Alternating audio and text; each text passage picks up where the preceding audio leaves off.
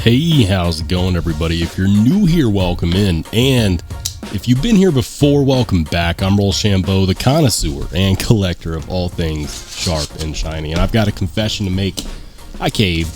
What I'm unboxing right now is a knife that, quite frankly, I've wanted since before I started this channel. I've wanted it for years. So much so to the point where I actually allowed myself to get scammed, and I ended up trading for a cloned version of this knife. Well, maybe not this one specifically, but you know, the automatic version. And I gotta say, it feels good to finally have not just any Microtech Stitch, but this one. You win, Microtech, you win. You know, earlier this year, during all the hubbub when these were dropping on Microtech's website and selling out, and then retailers could only buy them at MSRP, and so they were selling them above MSRP. Not to talk about the scalpers out there, which we will talk about the scalpers. Don't get it twisted. I've got you in my sights as well.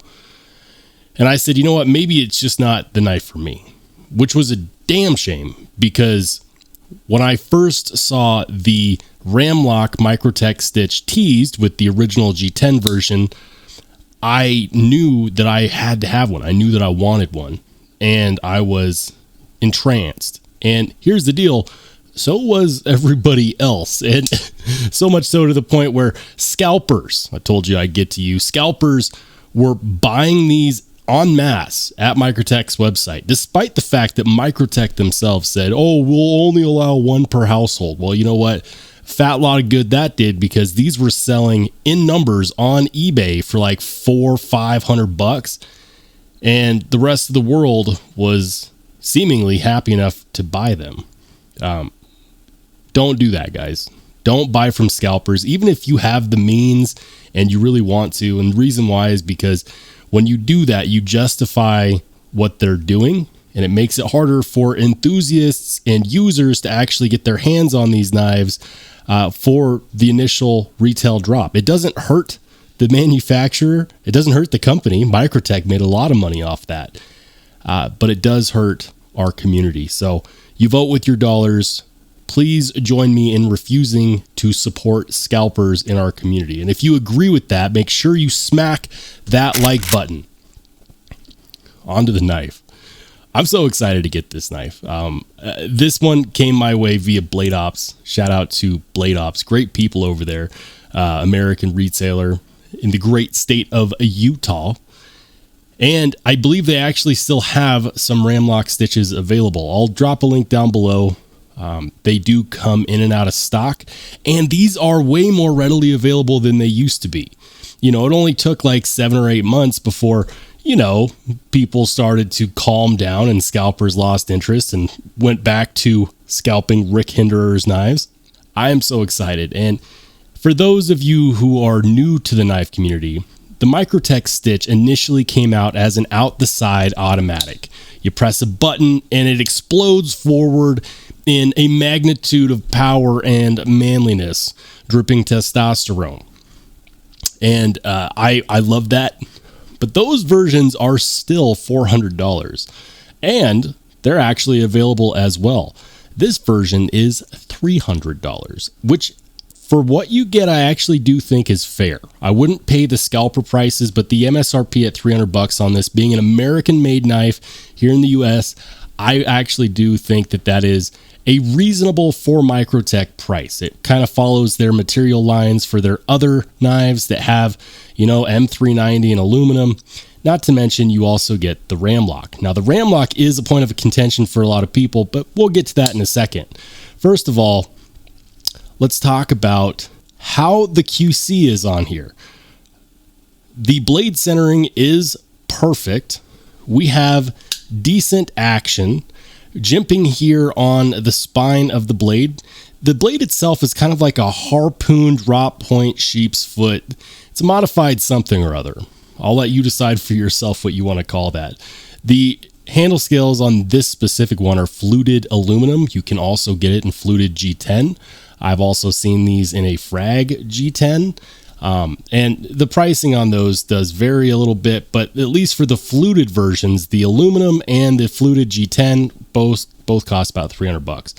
We have a mostly deep carry pocket clip, which is in fact reversible. T20 on the pivot, T10 on the body screws, almost full length backspace. We'll call that a 3/4 length. And this deep, heavy finger cutout. And you get jimping on both sides of this, which allows you to get this perfect lateral grip between your thumb and your forefinger. This is the perfect grip for me. You get the most control out of the knife, and that's important, especially since this one weighs about 6 ounces. I know, I'm going to let the shock wear off. For all you snowflakes out there that refuse to carry a knife over 4 ounces, this is not for you. For everyone else that wants a big, beefy, overbuilt knife that is actually meant to get work done and do it well, here you go. The Stitch is a collaboration between Microtech and Borka Blades. And Borka Blades is one of, the custom designs that come out of Borka Blades are awe-inspiring. And to be able to get one that's even a collaboration is good. It's no wonder why the Microtech Stitch has been an iconic knife ever since it initially released. The ergos on here are perfect. There's no other way to state it. I'm not the biggest fan of this ski jump type pocket clip. I do feel it in a regular grip, but the moment you choke up, I don't feel it at all. It just disappears into the hands. The balance on here is a bit handle heavy, and a lot of that has to do with the blade to handle ratio. Because we have this huge finger cutout right here, the cutting edge is actually much shorter than the rest of the handle scales. However, the blade length itself is so much where it actually does fit. And so you'll see that we don't have that much extra handle length scales here, but the scales are a bit longer. So they're going to be balancing right about there, right on the Ramlock. And that's kind of a awkward place for the balance to be. I can still index it pretty well, and it gets a lot of reach. Something that I really enjoy about this knife is the blade shape. The blade shape is perfect for just about anything you want to do. We have a really thick spine that tapers down with this deep swedge, which is almost a spear point, almost a dagger style, all the way to the tip. And we have a bit of belly there, which is going to be nice for slicing. It is a light, and I'm going to say this, it's a light hollow ground on this blade, but it is very slicey, and I'll show you what I mean. However, the belly is not so deep that you need to wrench your hand at weird angles to be able to do some tip style cutting. And for piercing, it's going to have enough thickness on this blade where you don't have to worry so much about snapping the tip. The blade steel itself is M390 MK, which is and I'm going to use my quotation marks, a specially formulated M390 that Bowler did specifically for Microtech. Now, from what I can tell and what I can gather, it's not that much different than regular M390. Apparently, it takes a better polish, and it might, and this part is circumspect, it might hold an edge longer. A recent PMI test done by Love Them Knives on the Microtech MSI with the same steel made here in the US at their US factory showed a HRC of about 59. Guys, that's so bad I brought out the sound effects. Come on. 59? Microtech, are you freaking kidding me? 59. Here we are at the $300 price point, and you're hitting me with Tucson level of hardness on M390. I'm okay with 60 to 62. Shoot, I would take 60 to 61. 59 is probably my least favorite thing about this knife. And now that I'm done moaning about the hardness, I'm going to tell you why that doesn't matter. It doesn't matter because this knife slices really well. It's okay for a metal to be softer, on the softer side, as long as the heat treat was done properly. And the first person to tell you that will actually be Dr. Laren Thomas. Do I find 59 acceptable at this price point? No. but it didn't stop me from buying this knife, and I don't think that it should stop you either. And the main reason is because the blade and edge geometry is amazing. Let me go ahead and show you a cut test so you can see what I'm talking about. Now, while most knives can in fact cut paper, I want you to focus on just how cleanly and smoothly this stitch slices through the paper.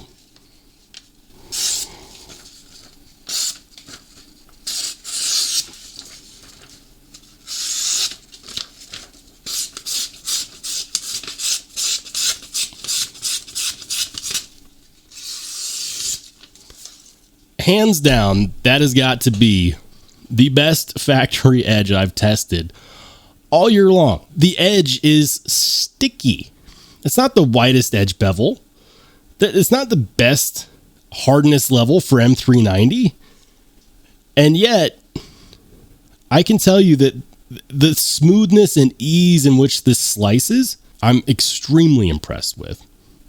It's so much so where I actually looked at other people's reviews of this knife who also cut tests with it, and they all say the same thing.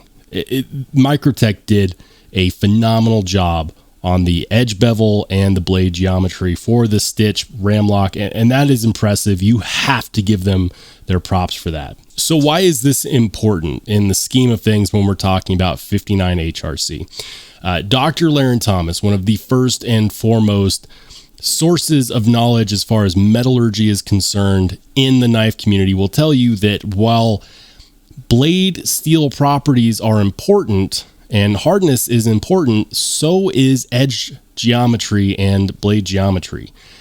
If you care a lot about edge retention, you should probably care more about how well ground the blade is and how well done the edge bevel is. And the fact that this knife is so stupidly slicey, despite the fact that it doesn't have what appears to be the best geometry for it, is very encouraging. It's nice because whether you're using it for utility tasks or if you fancy yourself as using a knife for self-defense or maybe a little bit of both, it's going to get the job done. There's not a whole lot of knives out there that look this freaking aggressive and can do both. Is it all sunshine and rainbows? Absolutely not. I'm not a fan of the 59 HRC that this has a high likelihood of being. But I do have one thing for Microtech's suggestion box. I want to take a look at the Ramlock on the back. You'll see some texturing there, and that texturing makes absolutely no sense because it is flush with the handle scales, so it's not like you actually get any grip there. Also, it doesn't help or hinder the ergos at all, so it made me wonder. I started to think, why did they do that? And then I thought about it some more. I have a feeling that they considered making that part of the Ramlock stand proud. If they had done that, if they had put this type of texture like we get on the Ramlock on the either side, it would actually allow you to actuate it with the spine. How freaking cool would that be? That would have put it over the top. Now, I don't know necessarily why they decided not to, but I'm here to tell you, we need to get this thing a spinal tap. We need to make that proud of those handle scales so that we can actuate this from the spine of the knife. And if you agree with me, drop a comment down below. Let me know what your thoughts are in the comment section down below. Let's start a conversation. Could this be the best sub $500 USA made knife released here in 2023? Are there better options at the $300 or less price range? Or am I on one? Let's have a discussion. If you like this video, make sure to give it a thumbs up. If you watched this long and you haven't done so yet, consider subscribing. And if you want to watch more awesome knife content, make sure to click on one of the videos that pops up next.